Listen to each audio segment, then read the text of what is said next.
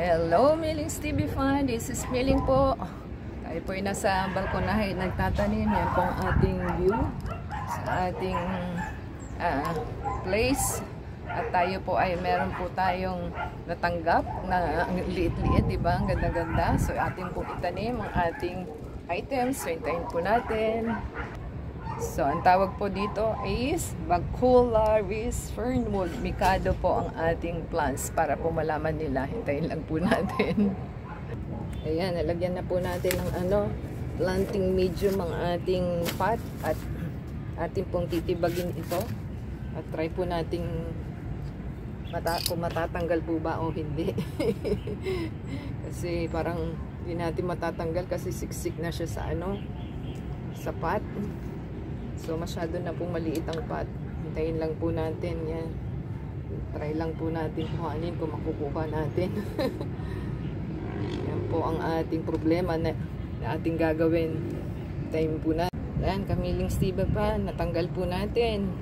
At yan na po, may roots naman siya sa ilalim. At ating pong ilalagay sa ating pot. Yan po ang ating pot. Try po natin pasok siya sa loob. Ayan. Tayo lang po natin.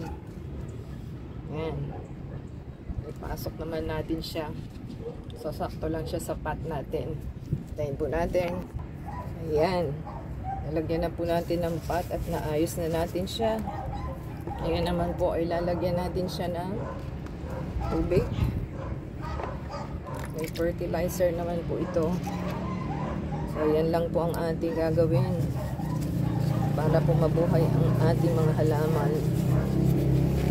Yan.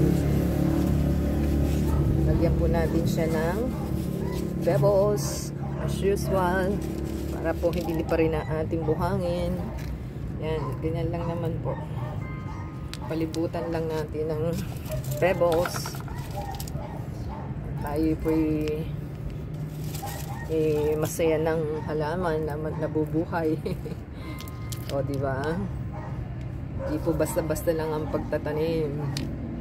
Kailangan po kasi talaga inaalagaan at pinagaganda para maging healthy ang ating mga tanim. Yan. Pumapasok siya sa loob. Yan po ang ating pasok siya sa loob ng ating halaman. Baka mamatay ang ating halaman at binabarricade ng stone. Dapat hindi siya pumasok sa loob. Pumapasok. Yan. Hindi natin makuha, ha. Yan, ganyan lang naman po. Paligiran lang para hindi po maano yung hangin ng ating soil. Kaya at ating po lagyan ng fertilizer para po mabuhay sila kasi mahaba yung binyahe. Lagyan po natin sa mga gilid lang. Yan. Sa gilid-gilid lang naman po.